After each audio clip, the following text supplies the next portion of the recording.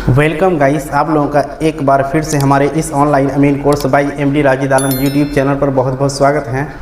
आज का वीडियो बहुत ही महत्वपूर्ण होने वाला है क्योंकि आज के इस वीडियो में हम खतियान से संबंधित बातें करेंगे, जो कि हर इंसान खतियान को पढ़ता है और जाकर के उस खतियान को समझने में उसे बहुत तरह की समस्याएं उत्पन्न होती हैं।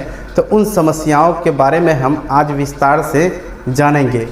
तो आप लोग यदि इस वीडियो को शुरू से लेकर के अंत तक अगर देख लेते हैं तो आपको खतियान पढ़ने में और समझने में कोई भी दिक्कत नहीं होगी, और खतियान में जो भी ज़मीन है उस खतियान में कितने हिस्सेदार हैं उनका भी बंटवारा आप आसानी के साथ कर पाएंगे। वीडियो शुरू करने से पहले आप लोगों से एक छोटी सी रिक्वेस्ट है कि यदि आप हमारे इस YouTube चैनल पर पहली बार वीडियो देख रहे हैं तो कृपया करके हमारे इस YouTube चैनल को सब्सक्राइब करके बेल के आइकन को दबा करके अपने दोस्तों में अधिक से अधिक शेयर करें। तो चलिए बिना देरी किए हुए वीडियो को हम लोग शुरू कर लेते हैं।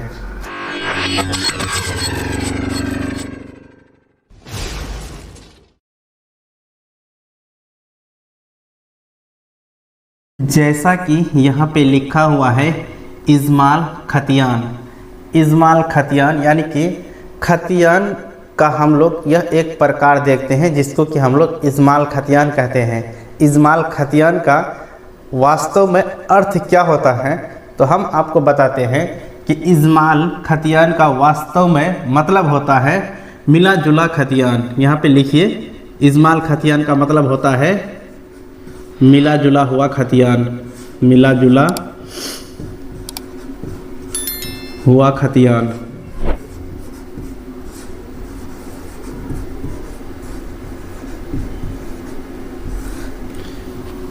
इजमाल खतियान का मतलब है क्या कि मिला जुला हुआ खतियान, यानी कि इसमें ये कहा जाता है कि एक पिता का बहुत सारे औलाद हैं, यानी एक पिता का बहुत सारा औलाद है और जाकर के उनमें से क्या होता है कि बड़ा बेटा का सिर्फ नाम लिख करके वह गैर कर देता है और आगे उसमें लिख देता है वह हिस्सा बराबर। इस तरह से अगर खतियान में लिखा रहेगा तो इसका मतलब कि जो है आप खतियान को समझ गए हैं, क्योंकि वहाँ पे लिख दिया है वगैरह वह हिस्सा बराबर, यानी कि बड़ा बेटा के अलावा और भी जितने बेटा है तो यानी कि उन सभी का उसमें हक हो जाएगा।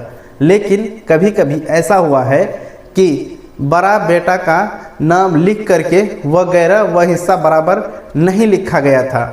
तो इसका क्या कारण है, इसका मुख्य रूप से हम बताते हैं आपको कि 3 कारण हो सकता है, और जाकर के हम सब में बताएंगे कि उसमें प्रॉब्लम क्या थी। तो मान लीजिए कि किसी का खतियान है, उसमें सिर्फ बड़ा बेटा का नाम लिखा हुआ है और जाकर के बड़ा बेटा ये दावा करता है कि खतियान मेरा नाम से है, मेरा अन्य भाई के नाम से नहीं है, तो खतियान में जितना ज़मीन है वो मेरा हुआ। लेकिन ये गलत है। हम अभी उसको प्रूफ करके आपको बताएंगे कि वो कैसे गलत है। तो चलिए इसमें हम लोग बात करते हैं कि मुख्य रूप से 3 बिंदु की। वो 3 बिंदु क्या है हम लोग अभी उसको देखते हैं सीरियल वाइज। सबसे पहला बिंदु में हम लोग नज़र डालते हैं, यहाँ पे लिख देते हैं पहला, यानी 1 नंबर में इसमें क्या था कि बड़ा बेटा के अलावा, यानी कि बड़ा बेटा के अलावा जो अन्य बेटा था, यानी कि जो अन्य लड़का या फिर लड़की थी, और जाकर के इसमें ये किया गया कि शायद ये लोग क्या था नाबालिग।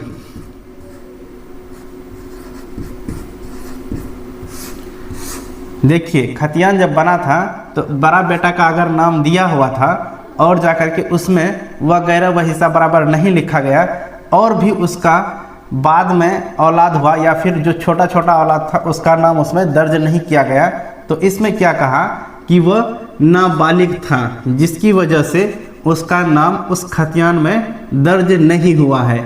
अब जाकर के मान लीजिए जिस समय खतियान तैयार हुआ था उस समय क्या हुआ कि सिर्फ एक ही बेटा का जन्म हुआ था और वो बड़ा था, तो उसका नाम खतियान में दर्ज हो गया, और बाद में जो अन्य का जन्म हुआ तो उसका नाम उस खतियान में नहीं है। आगे हम बताएंगे कि नहीं है तो उस खतियान में उसका भी हक है, तो वो हक अपना कैसे प्राप्त करेंगे, वीडियो को शुरू से लेकर के अंत तक देखिए, उसका हम जानकारी आप लोगों को भी देंगे। चलिए उसके बाद हम लोग चलते हैं दूसरा पॉइंट पे। दूसरा पॉइंट में क्या कहा, बड़े भाई के अलावा जो है अन्य भाई जो था उनकी उपस्थिति में, अनुपस्थिति में क्या है,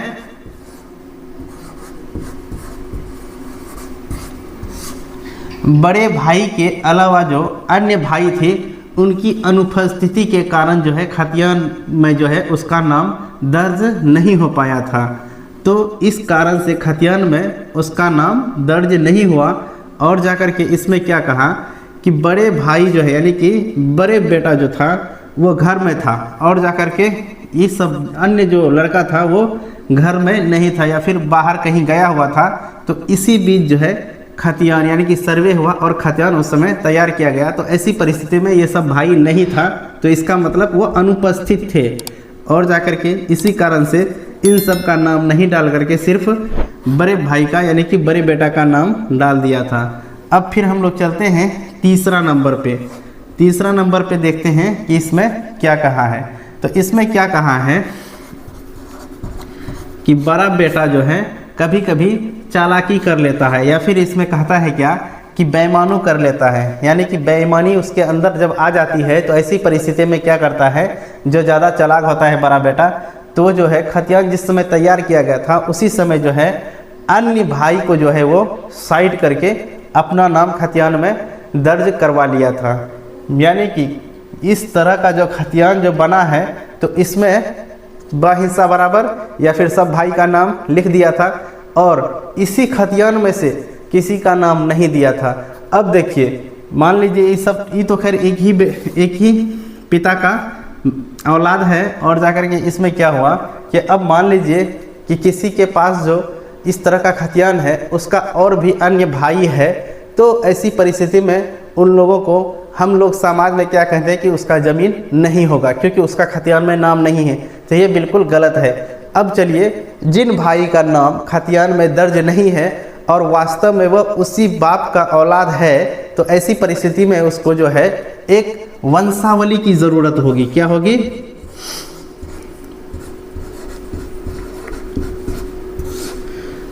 वंशावली की उसको एक ज़रूरत होगी। इसी वंशावली के आधार पर जो है वो अपना ज़मीन को प्राप्त कर सकेंगे। समाज में जो जानकार लोग हैं उनके पास जो है यह वंशावली देंगे वो, उसके बाद जो है वह वंशावली के आधार पर इस खतियान का हकदार होगा।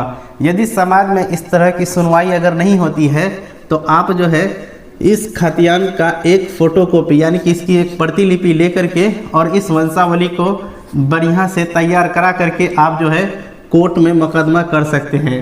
तो आप जो है कोर्ट के माध्यम से भी इस खतियान के हकदार हो जाएंगे, ये कन्फर्म है। हम उम्मीद करते हैं कि ये वीडियो आप लोगों के लिए बहुत ही महत्वपूर्ण रहा होगा। तो चलिए आज का वीडियो हम यहीं पर समाप्त करते हैं, मिलते हैं अगला वीडियो में। तब तक के लिए जय हिंद।